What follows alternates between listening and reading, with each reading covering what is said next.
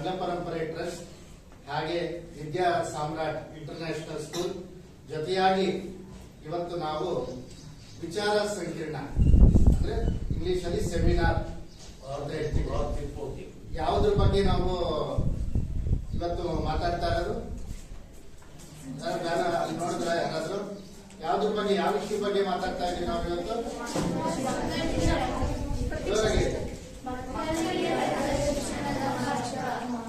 ರಂಗ ಶಿಕ್ಷಣದ ಅಂದ್ರೆ ನಿಮಗೆ ಮಕ್ಕಳಿಗೆ ರಂಗ ಶಿಕ್ಷಣದ ಮಹತ್ವ ಅಂತ ಒಂದು ವಿಷಯದ ಮೇಲೆ ಇವತ್ತು ನಾವು ನಿಮಗೆ ತಿಳಿಸ್ಕೊಡಕ್ಕೆ ನಿಮ್ಮ ಶಾಲೆ ಹಾಗೂ ನಮ್ಮ ರಂಗಪರಂಪರೆ ಟ್ರಸ್ಟ್ ಜೊತೆಯಾಗಿ ಇವತ್ತು ಈ ಕಾರ್ಯಕ್ರಮವನ್ನ ನಾವು ಹಮ್ಮಿಕೊಂಡಿದ್ದೀವಿ. ನಾವೀಗ ವೇದಿಕೆ ಮೇಲೆ ಎಲ್ಲ ಗಣ್ಯರನ್ನ ಸ್ವಾಗತವನ್ನ ಕೋರೋಣ. ಈ ವಿದ್ಯಾ ಸಾಮ್ರಾಟ್ ಇಂಟರ್ನ್ಯಾಷನಲ್ ಸ್ಕೂಲ್ನ ಈ ಸಂಸ್ಥೆನ ಸಂಸ್ಥಾಪಕರು ಹಾಗೆ ಅಧ್ಯಕ್ಷರು ಶ್ರೀಯುತ ಎಚ್ ಹನುಮಂತರಾಯಪ್ಪ ಸರ್ ಅವರಿಗೆ ತುಂಬು ಹೃದಯದ ಧನ್ಯವಾದಗಳು. ಹಾಗೆ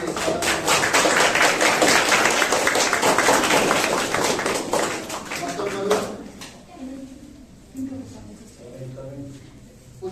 ಶ್ರೀಮತಿ ಪುಷ್ಪಲತಾ ಅವರು ಮುಖ್ಯ ಶಿಕ್ಷಕರು, ಅವರು ಕೂಡ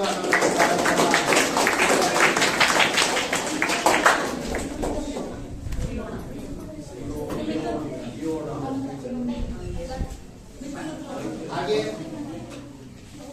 ಈ ವಿದ್ಯಾ ಸಾಮ್ರಾಟ್ ಶಾಲೆಯ ಮುಖ್ಯ ಶಿಕ್ಷಕರಾದ ಫಿಯೋನಾ ಮೇಡಮ್ ಅವರನ್ನು ಕೂಡ ಸ್ವಾಗತವನ್ನ ಕೋರ್ತಾ ಇದ್ದಾರೆ.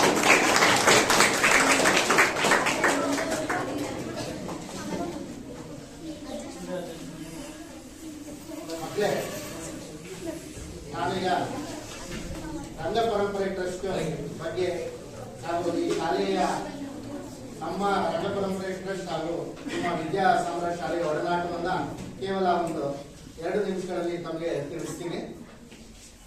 ನಮ್ಮ ರಂಗಪರಂಪರೆ ಟ್ರಸ್ಟ್ ಕಳೆದ 21 ವರ್ಷಗಳಿಂದ ರಂಗಭೂಮಿಯ ಎಲ್ಲಾ ವಿಭಾಗಗಳಲ್ಲೂ ರಂಗ ಚಟುವಟಿಕೆಗಳನ್ನ ನಡೆಸ್ಕೊಂಡು ಬರ್ತಾ ಇದೆ. ನಾವು ಈ ಶಾಲೆಯಲ್ಲಿ ಕಳೆದ 10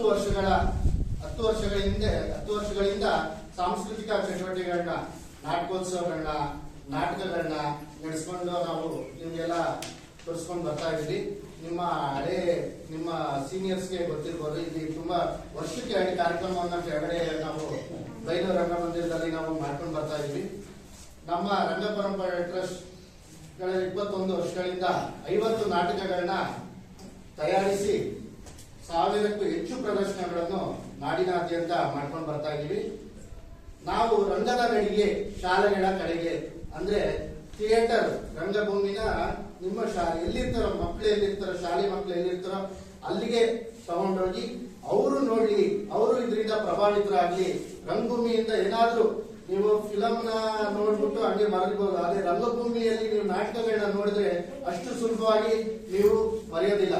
ಅಲ್ಲಿನ ಕಲಾವಿದರ ಅಭಿನಯ, ಅಲ್ಲಿನ ಬರುವ ಸಂಭಾಷಣೆ, ಅದನ್ನ ಕೇಳಿದ್ರೆ ನಿಮ್ಗೆ ಅದರಲ್ಲಿ ಇರೋ ನಿಮ್ಗೆ ಏನೇನೋ ಸೀಕ್ವೆನ್ಸ್ಗಳು ನಿಮ್ಗೆ ಹಿಸ್ಟ್ರಿ ಆಗಿ ಅದ್ರ ಬಗ್ಗೆ ತಿಳ್ಕೊಂಡ ಹೋಗುತ್ತೆ.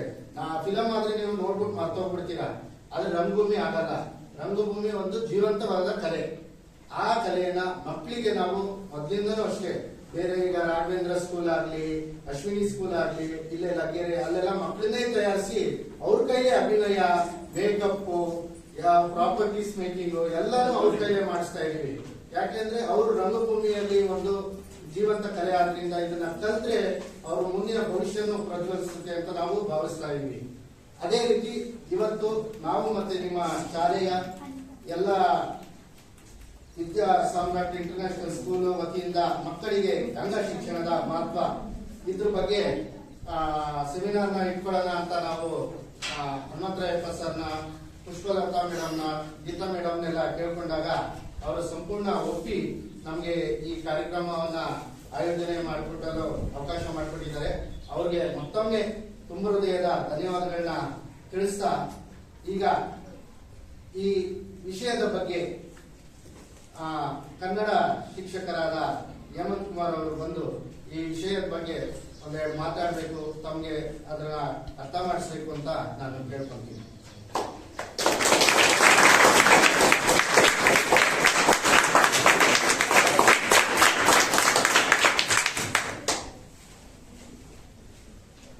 ಸರ್ ಹೇಳೋದು ರಂಗ ಶಿಕ್ಷಣದ ಮಹತ್ವ ಅಂದರೆ ಏನು, ರಂಗ ಶಿಕ್ಷಣ ಏಕೆ ಅಗತ್ಯ, ಅದು ಮಕ್ಕಳ ಮನೋವಿಕಾಸಕ್ಕೆ ಹೇಗೆ ಪೂರಕವಾಗಿರುತ್ತೆ, ಹಾಗೆ ಕಲಿಕೆನಲ್ಲಿ ಅದು ಏನೆಲ್ಲ ಪ್ರಾಯೋಗಾತ್ಮಕವಾದಂಥ ಕಲಿಕೆಯನ್ನು ನಿಮಗೆ ಕಲಿಸುತ್ತೆ ಅನ್ನೋದ್ರ ಬಗ್ಗೆ ನಿಮ್ಗೆ ಹೇಳೋದು ಹೌದಲ್ವಾ. ಅದರಲ್ಲಿ ಮುಖ್ಯವಾಗಿ ಆಂಗಿಕ ಅಭಿನಯ ಆಗಿರ್ಬೋದು, ಅಂದ್ರೆ ಭರತನ ನಾನು ಹೇಳ್ತಾ ಇದ್ದೆ 10th ಅವ್ರಿಗೆ 9th ಅವ್ರಿಗೆ ಭರತನ ರಸಸೂತ್ರದಿಂದ ಹಿಡಿದು ಇಲ್ಲಿಯವರೆಗೂ ಕೂಡ ರಂಗಭೂಮಿಯಲ್ಲಿ ಏನಿದೆ ಆಂಗಿಕ ಅಭಿನಯಕ್ಕೆ ಹೆಚ್ಚಿನ ಮಹತ್ವ ಇದೆ.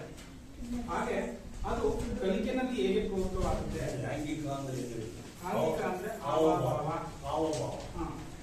ಅದರ ಚಲನೆ, ಕೂಪಿನ ಚಲನೆ, ಮುಖದ ಎಕ್ಸ್ಪ್ರೆಷನ್ ಏನಿದೆ, ಮುಖದ ಭಾವನೆ, ಅದೆಲ್ಲವೂ ಕೂಡ ಅಗತ್ಯವಾಗಿ ಮಕ್ಕಳಿಗೆ ಬೇಕು. ಆ ಅಂಕ ಭಾವನೆಯಿಂದ ಕಲಿಸೋದ್ರಿಂದ ಮಕ್ಕಳು ಕಲಿಕೆಯಲ್ಲಿ ಪೂರಕವಾದ ಅಂಶಗಳನ್ನ ಕಲಿಕೆಯಲ್ಲಿ ಆಸಕ್ತಿದಾಯಕವಾಗಿ ಬಳಸ್ಕೊಳ್ತಾರೆ ಅನ್ನೋದ್ರ ಬಗ್ಗೆ ಇಲ್ಲಿ ರಂಗ ಶಿಕ್ಷಣದ ಮಹತ್ವದ ಬಗ್ಗೆ ಹೇಳ್ತಾರೆ. ಹಾಗಾಗಿ ನೋಡಿ, ಸಂಸ್ಕೃತಿ ಕಲಿಯುವುದಕ್ಕೆ ಪೂರಕವಾಗಿ ರಂಗ ಶಿಕ್ಷಣ ಶಾಲಾ ಹಂತದಲ್ಲಿ ಬಹಳ ಮುಖ್ಯ ಮತ್ತೆ ಅವಶ್ಯಕವಾಗಿರುತ್ತದೆ. ಸಂಸ್ಕೃತಿಯನ್ನ ಕಲಿಯಲಿಕ್ಕೆ ಈ ರಂಗ ಶಿಕ್ಷಣದ ಮಹತ್ವ ಅತಿ ಅವಶ್ಯಕವಾಗಿದೆ.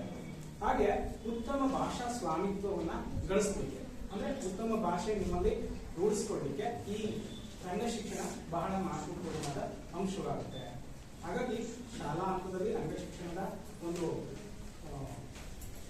ಕಲಿಕೆ ನಿಮಗೆ ಮುಖ್ಯ. ಹಾಗೆ ಮಕ್ಕಳಲ್ಲಿ ಕಲ್ಪನಾ ಶಕ್ತಿಯನ್ನು ಬೆಳೆಸುತ್ತೆ.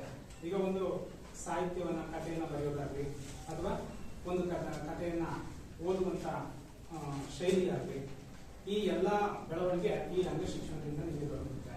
ಆ ಕಥೆಯನ್ನ ಅಭಿನಯಿಸುವುದು, ಈಗ ನೀವೆಲ್ಲ ಪೌರಾಣಿಕ ನಾಟಕಗಳನ್ನ ನೋಡಿರ್ಬೋದು, ಕುವೆಂಪು ಅವರ ರಕ್ತಾಕ್ಷಿ ಅಥವಾ ಬೆರಳಿಗೆ ಕೊರಳು, ಇಂತಹ ನಾಟಕಗಳನ್ನ ನಮ್ಮ ರಂಗಮಂದಿರದಲ್ಲೇ ಇಲ್ಲೇ ಅಭಿನಯಿಸಿದ್ದಾರೆ. ಸರ್ ಹೇಳಿದ ಹಾಗೆ ತುಂಬಾ ಹಿಂದೆ 2-3 ವರ್ಷಗಳಿಂದ ಪ್ರತಿ ವರ್ಷವೂ ಕೂಡ 2-3 ನಾಟಕಗಳನ್ನು ಮಾಡ್ತಾನೆ ಬಂದಿದ್ದಾರೆ. ಹಾಗಾಗಿ ಅಂತ ನಾಟಕಗಳನ್ನ ಸಾಮಾಜಿಕ ಆಗಿರ್ಬೋದು, ಪೌರಾಣಿಕ ನಾಟಕಗಳಾಗಿರ್ಬೋದು, ಇಂಥ ಕೃತಿ ಆಧಾರಿತ ನಾಟಕಗಳಾಗಿರ್ಬೋದು, ಇಂಥವುಗಳನ್ನ ನೀವು ಶಿಕ್ಷಣದಲ್ಲಿ ಅಳವಡಿಸಿಕೊಂಡಾಗ ನಿಮಗೆ ಮುಖ್ಯವಾಗಿ ಶಿಕ್ಷಣದ ಅಭಿವೃದ್ಧಿಗೆ ಸಹಕಾರಿಯಾಗುತ್ತೆ. ಹಾಗಾಗಿ ಮಕ್ಕಳಲ್ಲಿ ಆತ್ಮವಿಶ್ವಾಸ ಮೂಡುತ್ತೆ. ಹಾಗಾಗಿ ಒಟ್ಟಾರೆಯಾಗಿ ಸಮಾಜದ ಸಾಂಸ್ಕೃತಿಕ ಘಟಕಗಳಾದ ನಂಬಿಕೆ, ಧರ್ಮ, ಮನುಷ್ಯ, ಸಾಹಿತ್ಯ, ರಾಜಕೀಯ, ಸಂಪ್ರದಾಯ, ವೈಚಾರಿಕತೆ, ಕಲೆ, ವಾಸ್ತುಶಿಲ್ಪ, ಒಟ್ಟಾರೆಯಾಗಿ ಎಲ್ಲಾ ರೀತಿಯಾದಂತಹ ಸರ್ವತೋಮುಖ ಅಭಿವೃದ್ಧಿ ಮಕ್ಕಳು ಸಾಧಿಸಬಹುದು ಅನ್ನುವಂಥದ್ದು ಈ ರಂಗ ಶಿಕ್ಷಣದ ಮಹತ್ವವನ್ನು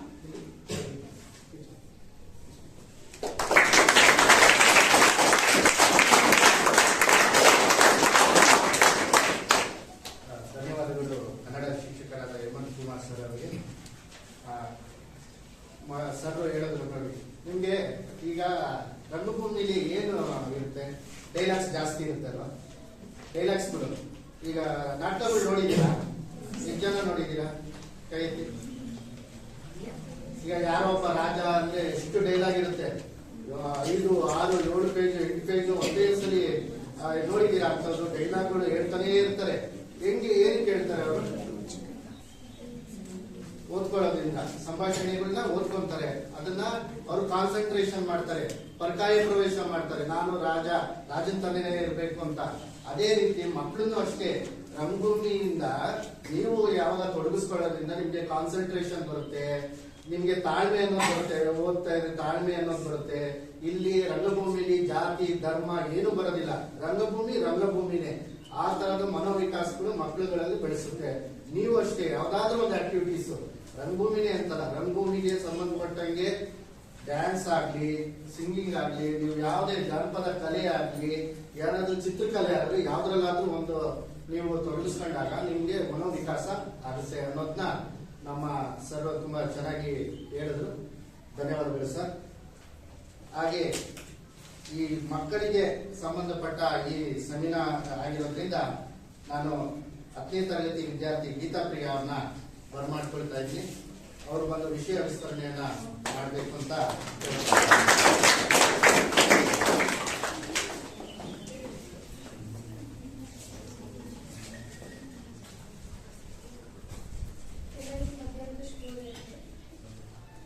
ಮಕ್ಕಳಿಗೆ ರಂಗ ಶಿಕ್ಷಣದ ತುಂಬಾ ಮುಖ್ಯವಾಗಿರುತ್ತದೆ. ರಂಗಕಲೆಯಲ್ಲಿ ಅವಲೋಕನ, ಗ್ರಹಿಕೆ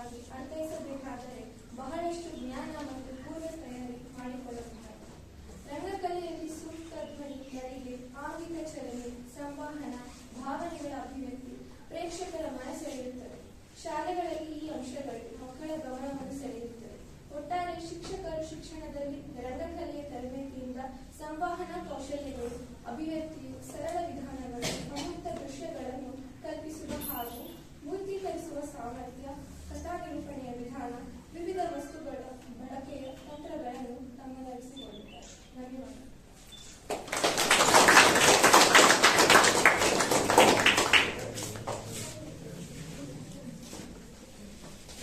ರಂಗಭೂಮಿ ಮಕ್ಕಳಿಗೆ ಇನ್ನೂ ಒಂದು ಕಲಿಸ್ಕೊಡುತ್ತೆ, ಏನಂದ್ರೆ ಧೈರ್ಯ ಕಲಿಸ್ಕೊಡುತ್ತೆ. ನಿಮ್ಗೆ ನೀವು ಸ್ಟೇಜ್ ಫಿಯರ್ ಅಂತ ಹೇಳ್ತಾರಲ್ಲ, ಎಷ್ಟು ಜನ ಆದ್ರೂ ಇರಲಿ, ಅವ್ರ ಮುಂದೆ ಮಾತನಾಡುವ ಶಕ್ತಿಯನ್ನ ರಂಗಭೂಮಿ ಅದು ಕಲಿಸ್ಕೊಡುತ್ತೆ. ಯಾವ ಇದು ನಿಮ್ಗೆ ಕಲಿಸ್ಕೊಡೋದಿಲ್ಲ ಆ ಶಕ್ತಿನ, ಯಾಕಂದ್ರೆ ರಂಗಭೂಮಿ ಅನ್ನೋ ಶಕ್ತಿನೇ ಆ ತರದಿದೆ. ಫ್ರೀ ಥಿಯೇಟರ್ ಎಜುಕೇಶನ್ ಕೊಡ್ತಾ ಇದೀವಿ ನಾವು, ಪ್ರತಿ ವರ್ಷ 3 ತಿಂಗಳು ಫ್ರೀ ಆಗಿ ಮಾಡ್ತೀವಿ. ದಯಮಾಡಿ ಮಕ್ಕಳುಗಳು ಮುಂದೆ ನಿಮ್ಗೆ ಯಾವ ಚಾನ್ಸ್ ಇರುತ್ತೋ ಅವಾಗ ನೀವು ಭಾಗವಹಿಸ್ಬೋದು. ಹಾಗೆ ಮತ್ತೊಬ್ಬರು ವಿಷಯವನ್ನ ತಿಳಿಸ್ಕೊಡ್ಬೇಕಂತ ನಾನು ವೇದಿಕೆ ಮೇಲೆ ಆಹ್ವಾನಿಸ್ತೀನಿ. ವಿಜ್ಞಾನ ಶಿಕ್ಷಕರಾದ ಶ್ರೀಮತಿ ಅನಿತಾ ಮೇಡಮ್ ಅವರು.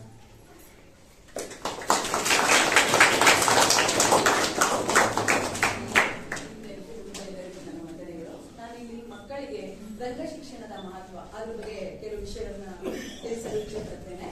ಶಿಕ್ಷಣದಲ್ಲಿ ರಂಗಕಲೆ ಎಂದ ತಕ್ಷಣ ಶಿಕ್ಷಕರು ರಂಗಕಲೆಯಲ್ಲಿನ ಮೂಲತತ್ವ ಹಾಗೂ ತಂತ್ರಗಳನ್ನು ಶಿಕ್ಷಣದಲ್ಲಿ ಅಳವಡಿಸಿಕೊಳ್ಳುವುದೇ ಶಿಕ್ಷಣದಲ್ಲಿ ರಂಗಕಲೆಯಾಗಿದೆ. ರಂಗಕಲೆಗೂ ಶಿಕ್ಷಣಕ್ಕೂ ಮಕ್ಕಳ ಕಲಿಕಾ ಮತ್ತು ಬೌದ್ಧಿಕ ದೃಷ್ಟಿಯಿಂದ ಬಹಳಷ್ಟು ಸಾಮೀಪ್ಯ ಕಾಣುತ್ತೇವೆ. ಅಂದ್ರೆ ನಾವು ಶಿಕ್ಷಣ ಕಲಿಯೋದ್ರಿಂದ ಏನಿರುತ್ತೆ, ರಂಗ ಶಿಕ್ಷಣ ಅಂದ್ರೆ ನಾಟಕ ಮಾಡೋದ್ರಿಂದ ನಮಗೆ ಏನ್ ಯೂಸಸ್ ಆಗುತ್ತೆ, ಅಲ್ಲಿ ಹೇಗೆ ಕಲಿಬಹುದು ಅನ್ನೋದನ್ನ ಅದ್ರ ಬಗ್ಗೆ ಇದ್ರಲ್ಲಿ ಹೇಳಿದ್ದಾರೆ. ರಂಗ ಶಿಕ್ಷಣ ಅನ್ನುವುದು ಕೇವಲ ನಾಟಕಗಳನ್ನು ಪ್ರದರ್ಶಿಸಲು ಕಲಿತುಕೊಳ್ಬೇಕಾದ ವಿದ್ಯೆ ಅಲ್ಲ. ನಾವು ರಂಗ ಶಿಕ್ಷಣ ಅಂದ ತಕ್ಷಣ ಬರೀ ನಾಟಕ ಮಾಡೋದು ಅಥವಾ ಏನೋ ಒಂದು ನಾವು ಅಭಿನಯ ಮಾಡ್ತೀವಿ ಅನ್ನೋದಲ್ಲ. ಅದ್ರ ಬಗ್ಗೆ ನಮ್ಗೆ ತುಂಬಾ ಮಾಹಿತಿಗಳು ದೊರಕುತ್ತೆ. ನಾಟಕದ ಮೂಲಕ ಮಗುವಿನ ಕಲ್ಪನೆಗೆ ಗುರಿ ಮೂಡಿಸುವ ಚಿಂತನೆಗೆ ದಾರಿ ಮಾಡಿಕೊಡುತ್ತದೆ. ಮಕ್ಕಳಲ್ಲಿ ರಂಗಭೂಮಿಯ ಹಲವು ಮಜಲುಗಳನ್ನು ಪರಿಚಯ ಆಗುತ್ತೆ. ಅಂದ್ರೆ ನಾವು ರಂಗಭೂಮಿಯಲ್ಲಿ ಹೋದ್ರೆ ಅಲ್ಲಿನ ಹಾವಭಾವ ಹೇಗ್ ಕಲಿಬೇಕು ಅದೆಲ್ಲ ನಮ್ಗೆ ಪರಿಚಯ ಆಗತ್ತೆ. ಆಗ ಕಲಿಕೆ ಸಾಮಾನ್ಯ ಮಟ್ಟ ಹೆಚ್ಚುತ್ತದೆ. ಈಗ ಸರ್ ಹೇಳ್ದಂಗೆ ನಾವು ಒಂದೊಂದು ಲೈನಲ್ಲಿರುವ ಭಾಷಣನು ಕಲಿತೀವಿ, ಅದನ್ನ ಶ್ರದ್ಧೆಯಿಂದ ಮನಸ್ಸಿಟ್ಟು ಕಲಿತೀವಿ. ಅದೇ ನಾಟಕ ಮಾಡ್ತೀವಿ, ಅದೇ ನಾಳೆ ಎಕ್ಸಾಮ್ ಇದೆ ಓದಿ ಅಂದ್ರೆ ಕಲಿಯೋಲ್ಲ. ರಂಗಭೂಮಿಯ ಹಲವು ಮಜಲುಗಳನ್ನು ಪರಿಚಯ ಆಗುತ್ತೆ. ಆಮೇಲೆ ನಮ್ಗೆ ಸ್ನೇಹ, ಸೌಹಾರ್ದ, ಸಹಕಾರ, ಶಿಸ್ತು, ಏಕಾಗ್ರತೆ ಹಾಗೂ ಚಟುವಟಿಕೆಯಿಂದಿರಲು ರಂಗಭೂಮಿ ಸಹಕರಿಸುತ್ತದೆ. ನಾವು ಸಾಮಾನ್ಯ ಪಠ್ಯ ಸನ್ನಿವೇಶ ಆರೈಸಿಕೊಳ್ಳುವ ಮೂಲಕ ಶಿಕ್ಷಣ ಮಗುವಿನ ಸರ್ವತೋಮುಖ ಬೆಳವಣಿಗೆಗೆ ಸಹಾಯವಾಗುತ್ತದೆ. ಅಂದ್ರೆ ಶಿಕ್ಷಣದಿಂದ ನಮ್ಗೆ ಏನ್ ಲಾಭ ಇದೆ ಅಂತ. ಉತ್ತಮ ವ್ಯಕ್ತಿತ್ವ ವಿಕಸನಗೊಳ್ಳುತ್ತದೆ. ಮಾನಸಿಕ ಬೆಳವಣಿಗೆಯಲ್ಲಿ ಪ್ರಧಾನ ಪಾತ್ರ ವಹಿಸಿ ಸೃಜನಶೀಲತೆಯನ್ನು ಹೆಚ್ಚಿಸುತ್ತದೆ. ಆದ್ರೆ ರಂಗ ಶಿಕ್ಷಣ ಏನು? ರಂಗ ಶಿಕ್ಷಣದ ಮೂಲಕ ಮಗು ಸುಲಭವಾಗಿ ಪಠ್ಯವನ್ನು ಅರ್ಥ ಮಾಡಿಕೊಳ್ಳಬಹುದು. ಈ ರೀತಿ ಅರ್ಥ ಮಾಡಿಕೊಂಡ ಪಾಠ ನಿಮ್ಗೆ ಮನಸ್ಸಿನಲ್ಲಿ ದೀರ್ಘಕಾಲ ನೆನಪಿನಲ್ಲಿರುತ್ತೆ. ಅಂದ್ರೆ ಮರೆತು ಹೋಗೋದಿಲ್ಲ, ನೆನಪಿನಲ್ಲಿರುತ್ತೆ. ಭಾವನಾತ್ಮಕ ನಾಟಕೀಯ ನೆಲೆಯಲ್ಲಿ ಮಕ್ಕಳು ಪಠ್ಯವನ್ನು ಬಹುಬೇಗ ಅರ್ಥ ಮಾಡಿಕೊಂಡು ನೆನಪಿನಲ್ಲಿ ಇಟ್ಕೊಳ್ತಾರೆ. ಅಂದ್ರೆ ನಾವು ನಾಟಕೀಯವಾಗಿ ಕಲಿತಿರೋದು ನಮ್ಮ ಮನಸ್ಸಿನಲ್ಲಿ ಸದಾ ನೆನಪಾಗಿ ಉಳಿಯುತ್ತೆ. ಮಕ್ಕಳು ಅನುಕರಣೆಯ ಮೂಲಕ ಕಲಿಯುವುದು ಹೆಚ್ಚು. ಇನ್ನೊಬ್ಬರನ್ನ ಅನುಕರಿಸೋದ್ರಿಂದ ಹೆಚ್ಚು ಕಲಿತೀವಿ. ಅದ್ರಲ್ಲಿ ಯಾವ್ದಾದ್ರು ಅನುಕರಿಸಬಹುದು. ಭಾಷೆ, ಹಾಡುಗಾರಿಕೆ, ನೃತ್ಯ, ಚಿತ್ರಕಲೆ, ಹೀಗೆ ಬಹುಮುಖಿ ಆಯಾಮವನ್ನು ಒಳಗೊಂಡಿರುವ ರಂಗ ಶಿಕ್ಷಣ ಮಕ್ಕಳ ಮನಸ್ಸಿನ ಮೇಲೆ ಪ್ರಭಾವ ಬೀರುವ ಪರಿಣಾಮ ಅನನ್ಯ. ಇದು ಮಗುವಿನ ಪ್ರತಿಭಾ ಶಕ್ತಿ ಅನಾವರಣಕ್ಕೆ ವೇದಿಕೆ ಒದಗಿಸುತ್ತದೆ. ಮಾತ್ರವಲ್ಲದೆ ಅವರಲ್ಲಿ ಪ್ರಶ್ನಿಸುವ ಮನೋಭಾವ ಹುಟ್ಟು ಹಾಕುತ್ತದೆ. ಅಂದ್ರೆ ಏನೇ ಒಂದು ಅವ್ರಿಗೆ ಅದ್ರ ಬಗ್ಗೆ ಇಚ್ಛೆ ಕೇಳ್ಬೇಕಂದ್ರೆ ಪ್ರಶ್ನೆ ಕೇಳೋದು ಅವರಲ್ಲಿ ಮೂಡುತ್ತೆ ಅಂತ. ಪಠ್ಯಗಳನ್ನು ನಾಟಕ, ನೃತ್ಯ ರೂಪಕವಾಗಿ ಕಲಿಸಿದಾಗ ಮಕ್ಕಳು ಬೇಗನೆ ಅರ್ಥ ಮಾಡಿಕೊಳ್ಳುತ್ತಾರೆ. ರಂಗ ಚಟುವಟಿಕೆಗಳ ಬಗ್ಗೆ ಕಲಿಸುವ ಗುರು ರಂಗಭೂಮಿಯ ಬಗ್ಗೆ ಅರಿವಿರಬೇಕು. ಯಾರು ರಂಗ ಚಟುವಟಿಕೆಗಳ ಬಗ್ಗೆ ಕಲಿಸ್ತಾರ ಆ ಗುರುಗಳಿಗೆ ಅದರ ಬಗ್ಗೆ ಅರಿವಿರಬೇಕು. ಅಂಗಿಕ ಅಂದ್ರೆ ದೇಹದ ನಿಲುವು, ವಾಚಕ ಮಾತಿನ ಏರಿಳಿತ. ನಾವು ಮಾತಾಡುವಾಗ ಅಥವಾ ಡ್ರಾಮಾ ಮಾಡುವಾಗ, ನಾಟಕ ಮಾಡುವಾಗ ಅದರಲ್ಲಿ ಮಾತಿನ ಏರಿಳಿತ ಬರ್ತಾ ಇರುತ್ತೆ. ಮತ್ತೆ ಆಹಾರ್ಯ, ವೇಷಭೂಷಣ, ಮತ್ತೆ ಸಾತ್ವಿಕ, ಸತ್ವಪೂರ್ಣವಾದಗಳು. ಈ ರೀತಿಯ ಕಸರತ್ತು ಅಂದ್ರೆ ಅಭ್ಯಾಸದಿಂದ ಮನಗಾಣುವಂತಾಗಬೇಕು. ಈ ಮಾತುಗಳನ್ನು ಮಾತಾಡೋದಕ್ಕೆ ಅವಕಾಶ ಕೊಟ್ಟ ನಿಮ್ಮೆಲ್ಲರಿಗೂ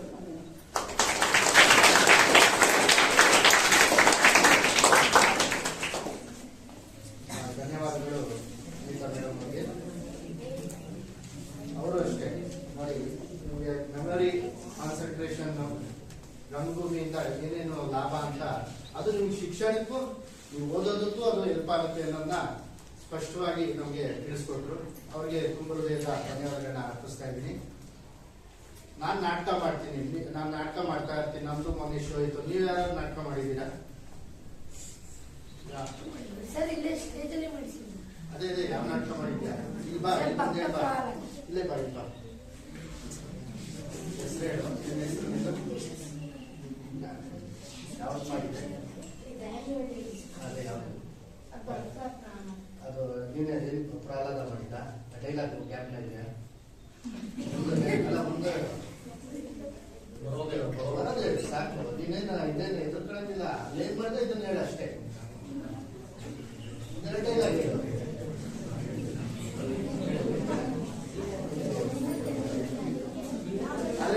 ಅದೇ ಮಕ್ಕ, ನೀವೆಲ್ಲ ದಿವಸ ಟೀಚರ್ಸ್ ಮುಂದೆ ನಾಟಕ ಮಾಡ್ತಿರ್ತಾನೆ. ಯಾರು ಮಾಡಲ್ಲ ಅಂತ ಹೇಳ್ತಾ ಇದ್ದೀರಾ? ಟೀಚರ್ಸ್ ಮುಂದೆ ಯಾರು ನಾಟಕ ಮಾಡ್ತೀರಾ? ನಿಜ ಹೇಳಿ, ಟೀಚರ್ಸ್ ಮುಂದೆ ಯಾರು ನಾಟಕ ಮಾಡ್ತೀರಾ? ಎಲ್ಲ ಮಾಡ್ತೀರಾ? ಹಾಗೆ ಹೇಳ್ತಾ ಇಲ್ಲ. 2-3 ದಿನ ಎದಕ್ಕಾದ್ರೂ ರಜಾ ಹಾಕಿ ನೋಡು. ಅವರು ನಿಜ ಒಪ್ಪಿಟ್ಟು, ಅವರು ಒಳ್ಳೆ ಸ್ಟೂಡೆಂಟ್ಸ್ ಅವರು. ಈಗ ಮತ್ತೊಬ್ಬರು ಅಮೂಲ್ಯ BR ಅಂತ ನಮ್ಮ ರಂಗ ಪರಂಪರೆ ಟ್ರಸ್ಟ್ಗೆ ಆ ಹುಡುಗಿ 9ನೇ ಕ್ಲಾಸ್ ಇದ್ದಾಗ ಬಂದಿದ್ದು. ಈಗ ಅವಳು ಈಗ ಫಸ್ಟ್ PUC. ಅವ್ರು 10th ಎಕ್ಸಾಮ್ ಇದ್ದಾಗೂ ನಮ್ಮ ಇದರಲ್ಲಿ ಅವ್ರ 10th ಎಕ್ಸಾಮ್ ಅಲ್ಲೂ ಅಷ್ಟು ಅದು ಪಬ್ಲಿಕ್ ಎಕ್ಸಾಮ್ ಆಗಿದ್ರು ನಮ್ಮ ಶೋಗಳು ಬಿದ್ದುಬಿಟ್ಟಿತ್ತು. ಆದ್ರೂ ಅದನ್ನ ಮಾಡಿ ಓದಿನಲ್ಲೂ ಮುಂದೆ ಇದ್ದಾಳೆ ಅಮೂಲ್ಯ ಅಂತ. ಅವಳು ನಮ್ಮ ಆಗ್ಲೇ ಬಂದು 2 ವರ್ಷ ಆಯ್ತು. ಸುಮಾರು ಆಗ್ಲೇ ಒಂದು 7-8 ನಾಟಕದಲ್ಲಿ ಮಾಡಿದ್ದಾಳೆ. ಈಗ ಅವಳು BBMP ಗರ್ಲ್ಸ್ ಜೂನಿಯರ್ ಕಾಲೇಜು ಮೂಟಪಾಳ್ಯದಿಂದ. ಅವಳು ಇವಾಗ ನಿಮ್ ಮುಂದೆ ಅವಳು ಒಂದೆರಡು ಅನಿಸಿಕೆನ ನಮ್ಗೆ ತಿಳಿಸ್ಕೊಡ್ತಾಳೆ. ಅಮೂಲ್ಯ.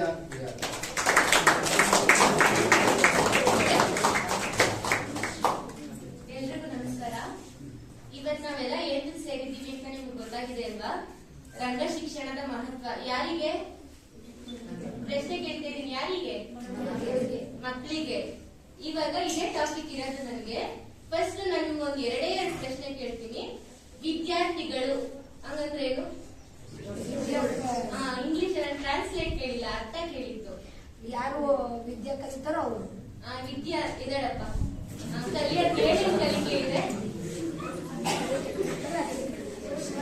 ವಿದ್ಯಾರ್ಥಿಗಳು ಅಂದ್ರೆ ವಿದ್ಯೆಯನ್ನ ಅರ್ಥೈಸುವವನು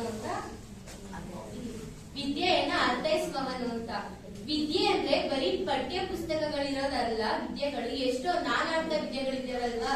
ಈಗ ಎಕ್ಸಾಂಪಲ್ ರಂಗ ಶಿಕ್ಷಣದಲ್ಲೂ ನಾನಾರ್ಥ, ಹಾಗೆ ಎಷ್ಟೊಂದಿದಾವೆ. ಹಾಗೆ ಇವಾಗ ನಾನು ಟಾಪಿಕ್ ಮಾತಾಡ್ತಾ ಇರೋದು ವಿದ್ಯಾರ್ಥಿಗಳಿಗೆ ಪಠ್ಯ ಚಟುವಟಿಕೆಗಳ ಜೊತೆಗೆ ಪಠ್ಯೇತರ ಚಟುವಟಿಕೆಗಳು ಕೂಡ ಅತಿ ಮುಖ್ಯವಾಗಿ ಬೇಕಾಗಿದೆ. ಅದರಲ್ಲೂ ರಂಗ ಶಿಕ್ಷಣದ ಅವಶ್ಯಕತೆ ಅತಿ ಮುಖ್ಯವಾಗಿ ಬೇಕಾಗಿದೆ ಎಂಬುದು ಖ್ಯಾತ ಶಿಕ್ಷಣ ತಜ್ಞರ ಅಭಿಪ್ರಾಯಗಳಾಗಿವೆ. ಏಕೆಂದ್ರೆ ರಂಗಭೂಮಿ ಮೂಲತಃ ಸಮಷ್ಟಿ ಕಲೆ, ಲಲಿತ ಕಲೆಗಳನ್ನ ಒಳಗೊಂಡಿರುವಂತಹ ರಂಗಭೂಮಿ ಮಕ್ಕಳನ್ನ ಸುಲಭವಾಗಿ ತಲುಪುತ್ತದೆ. ಬಾಲ್ಯದಲ್ಲಿ ಮಕ್ಕಳ ಮನಸ್ಸು ತೀವ್ರ ಚಟುವಟಿಕೆಗಳನ್ನು ಹೊಂದಿರುತ್ತದೆ. ಅಂದ್ರೆ ಉದಾಹರಣೆಗೆ ಗ್ರಹಿಕೆ, ಅನುಕರಣೆ, ಕಲ್ಪನಾ ಶಕ್ತಿ, ವಿವೇಚನಾ ಶಕ್ತಿ, ಚಿಂತನಾ ಶಕ್ತಿಗಳು ಬೆಳೆಯೋ ಕಾಲ ಆಗಿರುತ್ತೆ. ಶಿಕ್ಷಣ ಕೇವಲ ಅಂಕಗಳಿಗೆ ಮಾತ್ರ ಸೀಮಿತ ಆಗದೆ ಮಕ್ಕಳು ವಿಷಯ ಜ್ಞಾನವನ್ನ ಗ್ರಹಿಸುವುದು, ಅದನ್ನು ತಮ್ಮ ವ್ಯಕ್ತಿತ್ವದಲ್ಲಿ ಅಳವಡಿಸಿಕೊಳ್ಳುವುದು ಮುಖ್ಯ ಆಗಿರುತ್ತೆ. ಈ ನಿಟ್ಟಿನಲ್ಲಿ ರಂಗಭೂಮಿಯಂತಹ ಪಠ್ಯೇತರ ಕಲಾ ಚಟುವಟಿಕೆಗಳು ಮಕ್ಕಳ ವ್ಯಕ್ತಿತ್ವದಲ್ಲಿ ಮಹತ್ತರವಾದ ಪಾತ್ರ ವಹಿಸುತ್ತದೆ. ವಿದ್ಯಾರ್ಥಿಗಳು ರಂಗಭೂಮಿಯಲ್ಲಿ ತೊಡಗಿಸಿಕೊಳ್ಳುವುದರಿಂದ ಅವರಲ್ಲಿ ಉತ್ತಮ ಭಾಷಾ ಸ್ವಾಮಿತ್ವ, ಉತ್ತಮ ಮಾತುಗಾರಿಕೆಯ ಕೌಶಲ್ಯ, ಕಲ್ಪನಾ ಶಕ್ತಿ, ವೈಚಾರಿಕ ಚಿಂತನೆಗಳು ಬೆಳೆಯುತ್ತವೆ. ಆತ್ಮಸ್ಥೈರ್ಯವನ್ನು ಬೆಳೆಸಿ ಗುರಿಯೆಡೆಗೆ ನಡೆಯುವಂತೆ ರಂಗ ಶಿಕ್ಷಣ ಉತ್ತಮ ವ್ಯಕ್ತಿತ್ವ ನಿರ್ಮಾಣಕ್ಕೆ ಸಹಕಾರಿಯಾಗುತ್ತದೆ. ಶಿಕ್ಷಕರು ಮತ್ತು ವಿದ್ಯಾರ್ಥಿಗಳ ನಡುವೆ ಉತ್ತಮವಾದ ಸ್ನೇಹ ಸಂಬಂಧಗಳು ಬೆಳೆದು ಕಲಿಕೆ ಉತ್ಕೃಷ್ಟಗೊಳಿಸುತ್ತದೆ. ಒಟ್ಟಾರೆ ಮುಂದಿನ ಭವ್ಯ ಸಮಾಜವನ್ನು ನಿರ್ಮಿಸಲು ವಿದ್ಯಾರ್ಥಿಗಳಿಗೆ ರಂಗ ಶಿಕ್ಷಣ ಅತ್ಯವಶ್ಯಕತೆಯಾಗಿದೆ. ಪೋಷಕರಲ್ಲಿ ಸವಿನಯ ಪ್ರಾರ್ಥನೆ. ದಯಮಾಡಿ ತಮ್ಮ ಮಕ್ಕಳನ್ನ ಶಾಲಾ ಪಠ್ಯ ಪುಸ್ತಕಗಳ ಜೊತೆಗೆ ರಂಗಭೂಮಿಯ ಕಡೆಗೂ ತೊಡಗಿಸಿಕೊಳ್ಳುವಂತೆ ಪ್ರೇರೇಪಿಸಿ ಅವರಲ್ಲಿ ಸೃಜನಶೀಲತೆಯನ್ನು ವ್ಯಕ್ತಿತ್ವ ನಿರ್ಮಾಣವನ್ನು ಮಾಡಿ ಅವರು ಸುಸಂಸ್ಕೃತ ವ್ಯಕ್ತಿಗಳಾಗಿ ಮಹಾನ್ ಮಾನವತಾವಾದಿಗಳಾಗಿ ಬೆಳೆಯಲು ಅವಕಾಶ ಮಾಡಿಕೊಡಿ. ಆ ಮೂಲಕ ಮೊಬೈಲ್ ಗೀಳಿನಿಂದ, ಟಿವಿ ನೋಡುವ ಹುಚ್ಚಿನಿಂದ ಅವರನ್ನು ಬಿಡಿಸುವುದರಿಂದ ಇಂದಿನ ಸಮಾಜದಲ್ಲಿ ನಡೆಯುತ್ತಿರುವ ಹಲವಾರು ಅನಾಹುತಗಳನ್ನು ತಡೆಯುವುದು ಪೋಷಕರ ಕೈಯಲ್ಲೇ ಇದೆ ಎಂದು ಮತ್ತೊಮ್ಮೆ ವಿನಂತಿ ಮಾಡಿಕೊಳ್ಳುತ್ತೇನೆ. ಧನ್ಯವಾದಗಳು.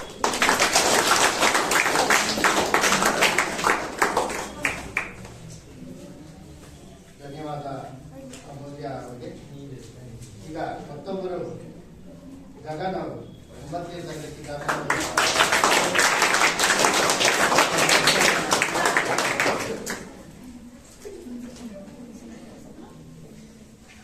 ಎಲ್ಲರಿಗೂ ಮಧ್ಯಾಹ್ನದ ಶುಭೋದಯಗಳು. ಮಕ್ಕಳಿಗೆ ರಂಗ ಶಿಕ್ಷಣದ ಮಹತ್ವ. ರಂಗ ಶಿಕ್ಷಣದ ಮೂಲಕ ಮಕ್ಕಳು ಸರ್ವೋತ್ತಮ ಏಳಿಗೆಯನ್ನು ಮನೋವಿಜ್ಞಾನದ ಮೂಲಕ ಗುರುತಿಸುವುದಾದರೆ ಪರಿಪೂರ್ಣ ವ್ಯಕ್ತಿತ್ವ, ಸ್ವಅರಿವು, ಆತ್ಮವಿಶ್ವಾಸ, ಸೃಜನಶೀಲ ಚಿಂತನೆ, ಸಂವಹನ ಕೌಶಲ, ವಿಮರ್ಶಾತ್ಮಕ ಚಿಂತನೆ, ಒತ್ತಡಗಳ ನಿರ್ವಹಣೆ, ನಿರ್ಧಾರ ಮಾಡುವುದು, ಪರಸ್ಪರ ಹೊಂದಾಣಿಕೆ ಮತ್ತು ಮೌಲ್ಯಗಳ ಅಳವಡಿಕೆ, ಶೈಕ್ಷಣಿಕವಾಗಿ ಮೌಲ್ಯಗಳನ್ನು ಮೂಡಿಸುವುದು, ಸಾಂಸ್ಕೃತಿಕ ಮೌಲ್ಯ, ಸೌಂದರ್ಯೋಪಾಸಕ ಮೌಲ್ಯ, ನೈತಿಕ ಮೌಲ್ಯ, ನ್ಯಾಯಕತ್ವ ಮೌಲ್ಯ. ಅಕ್ಷರ ಮಾಧ್ಯಮಕ್ಕಿಂತ ರಂಗ ಮಾಧ್ಯಮ ಅತ್ಯಂತ ಪ್ರಭಾವಶಾಲಿ, ಶಕ್ತಿಶಾಲಿ ಎಂಬುದು ಸರ್ವವೇದ್ಯ. ಒಂದು ಪುಸ್ತಕ ಮಾಡುವುದಕ್ಕಿಂತ 100 ಪಾಲು ಹೆಚ್ಚಿನ ಸಾಧನೆಗಳನ್ನು ರಂಗಕಲೆ ಮಾಡಬಹುದು. ಮಗು ಕಲಿಯುವುದು ಅನುಕರಣೆ ಮೂಲಕ. ಅಭಿನಯ ಮಗುವಿನ ಪ್ರತಿಭೆಯನ್ನು ತಾರ್ಕಿಕ ಚಿಂತನೆಗೆ ಕರೆದೊಯ್ಯುತ್ತದೆ. ಮಗುವಿನ ಅಪಾರ ಪ್ರತಿಭಾಶಕ್ತಿ ಪ್ರಸನ್ನವಾಗಿ ರೂಪುಗೊಳ್ಳಲು ರಂಗಭೂಮಿ ಉತ್ತಮ ವೇದಿಕೆ. ಸಶಕ್ತ ರಂಗಕಲೆಯಲ್ಲಿ ಪರಿಣತಿ ಪಡೆದು ಮಗುವಿನಲ್ಲಿ ಅದ್ಭುತವಾದ ಅಭಿವ್ಯಕ್ತಿ ರೂಪುಗೊಳ್ಳುತ್ತದೆ. ಮಕ್ಕಳಿಗೆ ಗ್ರಹಿಕೆ ಸಾಮರ್ಥ್ಯ, ಸಂವಹನ ಕೌಶಲ್ಯವನ್ನು ವೃದ್ಧಿಸುತ್ತದೆ. ರಂಗ ಶಿಕ್ಷಣದ ಮೂಲಕ ಮಕ್ಕಳಲ್ಲಿ ಆತ್ಮವಿಶ್ವಾಸ, ಆಶಾಭಾವನೆ, ಆದರ್ಶ, ಕಠಿಣ ಪರಿಸ್ಥಿತಿಗಳನ್ನು ಎದುರಿಸುವುದು ಸುಲಭ. ಧನ್ಯವಾದ.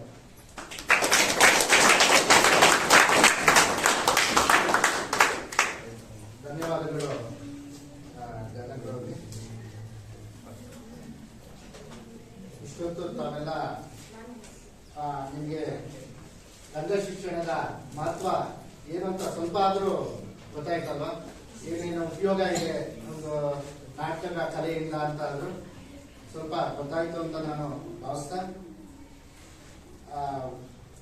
ಈ ವಿಚಾರಗೋಷ್ಠಿಯ ಅಧ್ಯಕ್ಷತೆಯನ್ನು ವಹಿಸಿರುವ ಅಧ್ಯಕ್ಷ ಹನುಮಂತರಾಯಪ್ಪ ಸರ್ ಅವರು ಈ ವಿಷಯವನ್ನ ಮತ್ತಷ್ಟು ನಿಮಗೆ ತಿಳಿಸ್ಕೊಡ್ತಾರೆ. ಅವರ ಸ್ವಾಗತವನ್ನ ಕೋರೋಣ.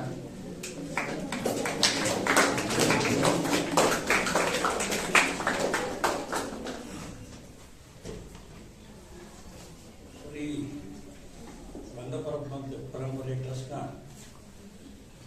ಧನ್ವಂತಿಯವರೇ,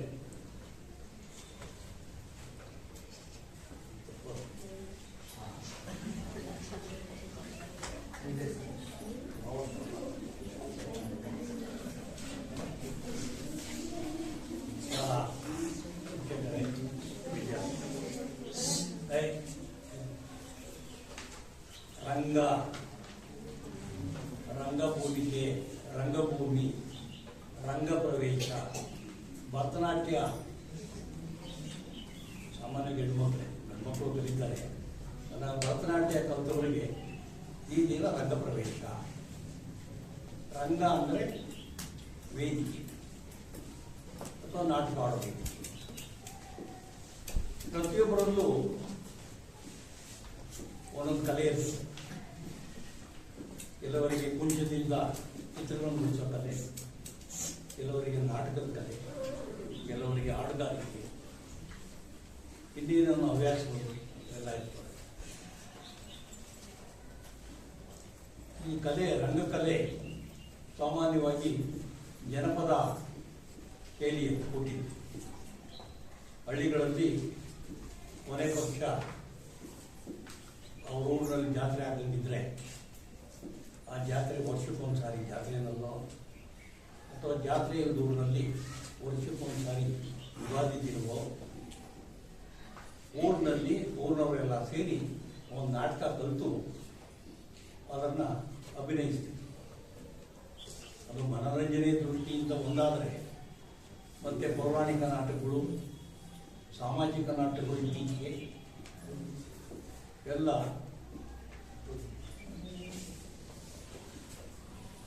ಅಲ್ಲಿ ಪಾತ್ರಧಾರಿಗಳು.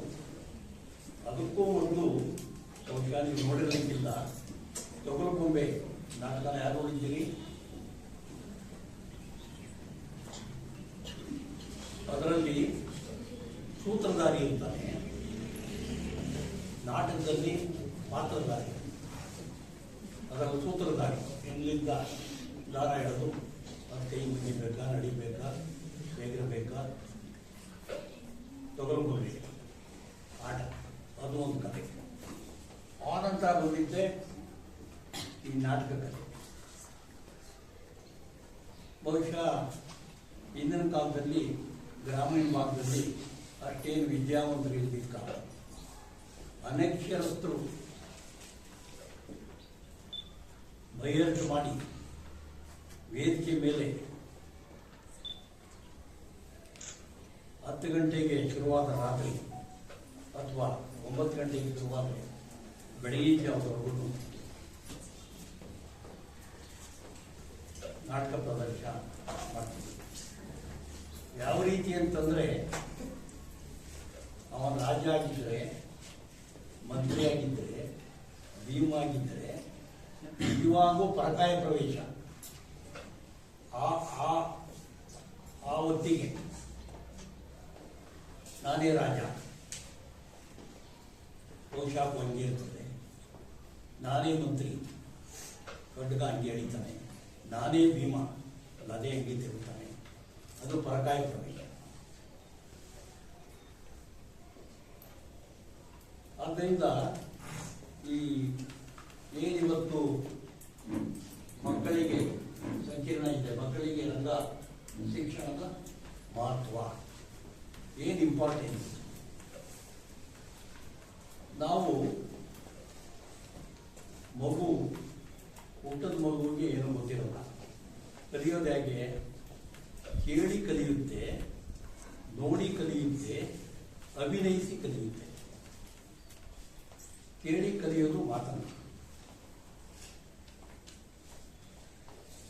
ಅಕ್ಷರ ಅಥವಾ ಚಿತ್ರಗಳನ್ನ ಅಥವಾ ಸಮಾಜನ ನೋಡಿ ಕಲಿಯೋದು ಬುದ್ಧಿವಂತಿಕೆ, ಬುದ್ಧಿ ಬೆಳೆಸೋದು.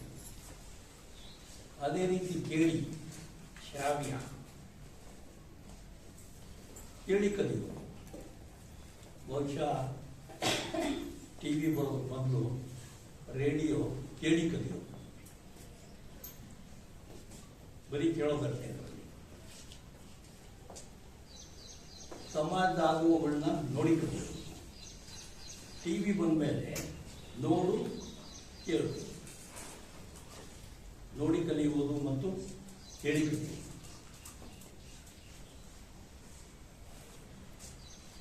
ಅನೇಕ ಹೆಸರಾಂತ ಚಿತ್ರತಂಡಗಳಿವೆ ಕರ್ನಾಟಕದಲ್ಲಿ. ಎಂತೆಂಥವು ಇವರು ಗೋಪಿ ವೀರಣ್ಣವರು, ಕಿಂಚೋಳಿ, ಇನ್ನೂ ಸಾಕಷ್ಟು. ಆ ಕಾಲದಲ್ಲಿ ಸರ್ಕಸ್ಗಳು ಅಷ್ಟೇ ಬಹಳ ಈಗ ಅವು ಕಡಿಮೆ ಆಗಿದೆ.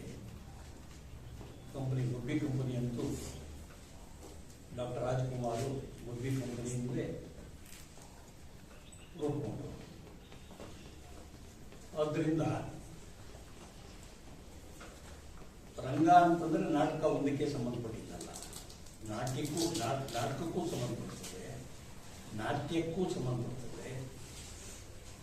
ಆ ನಂತರ ರಂಗಪ್ರವೇಶ ಅಥವಾ ನಾಟಕದಿಂದ ಮುಂದುವರೆದಿದ್ದೆ ಚಲನಚಿತ್ರ.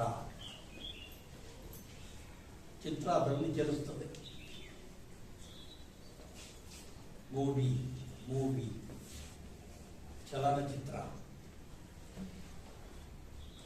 ನಾಟಕದ ಮುಂದುವರಿದ ಭಾಗವೇ ಚಲನಚಿತ್ರ.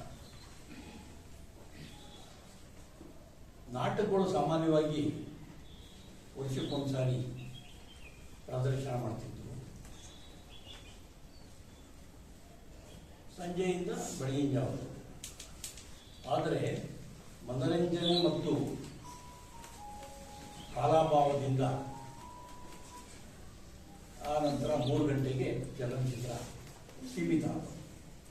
3 ಗಂಟೆಯಿಂದಲೇ 10 ಗಂಟೆಯಿಂದ 6 ಗಂಟೆ ಸುಮಾರು 8 ಗಂಟೆಗಳ ಸನ್ನಿವೇಶಗಳನ್ನ 3 ಗಂಟೆಯಿಂದಲೇ ಕ್ರೋಢೀಕರಿಸಿ ತಿಳಿಸುವಂಥ ಚಲನಚಿತ್ರಗಳು ಬಂದಿವೆ. ಈ ಸಂಕೀರ್ಣ ಅಂದರೆ ಸೆಮಿನಾರ್ ಅಥವಾ ಸಿಂಪೋಸಿಯಂ ಇಂಗ್ಲಿಷ್ನಲ್ಲಿ, ಇದರ ವ್ಯಾಖ್ಯಾನ ಇದು ನಿಮ್ಮ ಮಕ್ಕಳಿಗೆ ಹಾವಭಾವ, ಆಂಶಿಕಾಂಶ ಏನು ಹೇಳೋದು, ನಾಟಕ ಹಾವಭಾವದಿಂದ ಕೂಡಿತು. ನಟನೇನು ಅಷ್ಟೆ, ಅದು ವಿಶಿಷ್ಟ ಹಾವಭಾವದಿಂದ ನಾಟ್ಯ ಕೂಡುವಂಥದ್ದು. ಅದರಿಂದ ಇವತ್ತು ಪ್ರತಿಯೊಬ್ಬರಲ್ಲೂ ನಾನು ಹಾಗೆ ಹೇಳಿದಂಗೆ ಪ್ರತಿಯೊಬ್ಬರಿಗೂ ಒಂದೊಂದು ಕಲೆ ಇರ್ತದೆ. ಅದರಲ್ಲೂ ಕಲೆಗಾರರು ಆ ರಂಗ ಪ್ರವೇಶ ಮಾಡಿದ ಮೇಲೆ ಆ ರಂಗದ ಅಂದರೆ ಆ ಸ್ಟೇಜ್ ಅಂತ ನಾವೇನು ಹೇಳ್ತೀವಿ ನಿಂತಾಗ ತಮ್ಮನ್ನು ತಾವೇ ಮರೆತು ಆ ಪಾತ್ರದಲ್ಲಿ ಪರಕಾಯ ಪ್ರವೇಶ, ನಾನೇ ರಾಜ, ಅವನೆಷ್ಟೇ ವಿನೀತ ಭಾವದಿಂದ ಹೊರಗಡೆ ಇರ್ತಿದ್ರು, ಆ ಸಿಂಹಾಸನದ ಮೇಲೆ ಕೂತ್ಕೊಂಡಾಗ ಆ ಕಾಲ ಮೇಲೆ ಕಾಲಾಕಿ ತಲೆ ಎತ್ತಿ ಬೀಸಿ ತಿರುಗುತ್ತಾ ಅವನ ರಾಜನ ಪಾತ್ರ ಮನೆ ಮಾಡ್ತಾನೆ. ಅದೇ ರೀತಿ ಓದು ಪಾತ್ರಗಳೆಲ್ಲ ಆ ಪಾತ್ರಕ್ಕೆ ತಕ್ಕಂತೆ ಅಭಿನಯ. ಅದರಿಂದ ರಾಜ್ಕುಮಾರ್ ಅವರು ಅಭಿನಯ ಚಕ್ರವರ್ತಿ ಎನ್ನುವ ಬಿರುದನ್ನೇ ಪಡೆದರು. ಯಾವುದೇ ಪಾತ್ರ ಕೊಟ್ಟರು ಸಾಯಿ. ಅದರಿಂದ ಅಭಿನಯ ನಿಷ್ಣಾತ, ಅಭಿನಯ ಚಕ್ರವರ್ತಿ ಅಂತ ಹೆಸರು ಪಡೆದರು. ಇದು ಮನರಂಜನೆಗೂ ಸಹಕಾರಿ.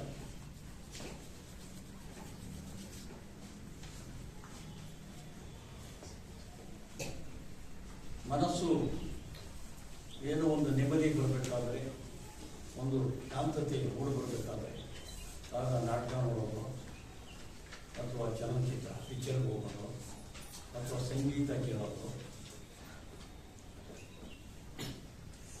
ಆದ್ದರಿಂದ ಈ ರಂಗ ಶಿಕ್ಷಣ ಮುಖ್ಯವಾದದ್ದು. ಯಾವ ರೀತಿ ನೀವು ಫಿಸಿಕಲ್ ಎಜುಕೇಷನ್ ಅದರಲ್ಲಿ ಏನು ವ್ಯಾಯಾಮ ಮಾಡ್ತಿರೋ ಅದೇ ರೀತಿ ಇದರಲ್ಲೂ ಒಂದು ರೀತಿ, ಅದರಲ್ಲೂ ನಾಟ್ಯದಲ್ಲಂತೂ ಅದಕ್ಕಿಂತ ದೊಡ್ಡ ವ್ಯಾಯಾಮ. ಅದು ಭರತನಾಟ್ಯ ಎಲ್ಲ ಆಯಾಮಗಳಿಂದ ಮಾಡುವಂಥದ್ದು. ಅದರಿಂದ ರಂಗಶಿಕ್ಷಣ ಭಾಳ ಪ್ರಾಮುಖ್ಯವಾದದ್ದು. ಇದು ಭಾಳ ಇತಿಹಾಸ ಉಳ್ಳದ್ದು. ಇದರಿಂದ ಮನೋ ದಾರ್ಢ್ಯತೆ, ಒಂದು ಸ್ಥೈರ್ಯ, ಧೈರ್ಯ ಇವನ್ನು ಮೂಡುತ್ತದೆ. ತಾವು ಪರಿಸ್ಥಿತಿಯನ್ನು ಪರಿಗಣಿಸಿ ಅದಕ್ಕೆ ತಕ್ಕಂತೆ ಮನೋವಿಕಾಸ ಹೊಂದೋದ್ರಿಂದ ಇದು ವಿದ್ಯಾರ್ಥಿಗಳಾಗಲಿ, ಸಾಮಾಜಿಕರಾಗಲಿ ಅಥವಾ ಇತರೆಯವರಿಗಾಗಲಿ ಭಾಳ ಉಪಯೋಗ ಅಂತ ಹೇಳ್ತಾ, ನೀವು ಸಹ ಕೆಲವು ಅವನ್ಯಾರೋ ಹೇಳಿದ ಇಲ್ಲೇನೆ ಅದ್ಯಾವುದೋ ಪಾತ್ರ ಮಾಡಿದ್ವಿ ಅಂತ ಹೇಳುವಂದ್ರೆ ಮರ್ಕೊಟ್ಟಂಗೆ ಅದು ಬೇರೆ ಆಯಿತು. ಓಲಿ ಆ ತಕ್ಷಣಕ್ಕಾದ್ರು ಈ ಕಲೆಗಳು ಆ ತಕ್ಷಣಕ್ಕೆ ಮುಗಿಲಿಡುತ್ತೆ. ಕವಿ ಯಾವಾಗಲೂ ಕವಿಯಾಗಿರಲ್ಲ. ಅವನಿಗೊಂದು ಕವಿ ಸಮಯ ಅಂತ ಇರ್ತದೆ. ಆ ಪ್ರೇರೇಪಣೆ, ಆ ಸಮಯದ ಒಂದು ಆ ಸಮಯನೇ ಹೆಂಗಿರ್ತದೆ.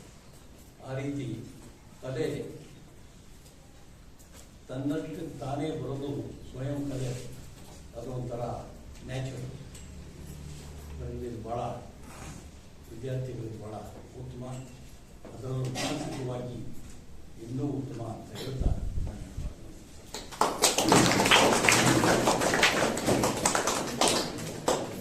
ನೋಡಿ ಸರ್ ಪ್ರೊಫೆಷನ್ ಏನು, ಸರ್ ಲಾಯರ್, ಆಮೇಲೆ ಅದರ ಜೊತೆ ಸಾಹಿತಿಗಳು, ಹಾಗೆ ಈ ಒಂದು ದೊಡ್ಡ ವಿದ್ಯಾಸಂಸ್ಥೆಯ ಸಂಸ್ಥಾಪಕರು. ಅವರು ಎಷ್ಟು ಆ ಒಂದು ಎಲ್ಲ ರಂಗಭೂಮಿ ಸಾಹಿತ್ಯ ಬಗ್ಗೆ ಆಸಕ್ತಿ ಅಭಿಮಾನ ಇರೋದ್ರಿಂದನೇ ಇಷ್ಟು ಅವರು ನಾಟಕ ಮಾಡದೇ ಇರ್ಬೋದು, ಆದ್ರೆ ಇಷ್ಟು ತಿಳ್ಕೊಂಡು ನಿಮ್ಗೆಲ್ಲ ಹೇಳಿದ್ರಲ್ಲ, ಅದು ನಿಜವಾಗ್ಲೂ ಒಂದು ಒಳ್ಳೆಯ ಒಂದು ರಂಗಭೂಮಿಯನ್ನ ಬೆಳೆಸುವಂತ ಮನಸ್ಸಿ ಅವರಿಗೆ ತುಂಬಾನೇ ಇದೆ. ಯಾಕಂದ್ರೆ ಅವರು ಪ್ರತಿ ವರ್ಷ ಇಲ್ಲಿ ಎರಡು ದಿವಸ 3 ದಿವಸ ನಮ್ಗೆ ನಾಟಕಗಳನ್ನ ಮಾಡಕ್ಕೆ ಅವಕಾಶ ಮಾಡಿಕೊಡ್ತಿದ್ರು. ಒಬ್ಬ ರಂಗಭೂಮಿಯ ವಿಶ್ವಾಸ ಸೇವಕ ಅಂತ ಅವ್ರಿಗೂ ನಾವು ಈ ಸಂದರ್ಭದಲ್ಲಿ ತಿಳಿಸ್ಬೋದು. ತುಂಬ ಹೃದಯದ ಧನ್ಯವಾದಗಳು ಸರ್.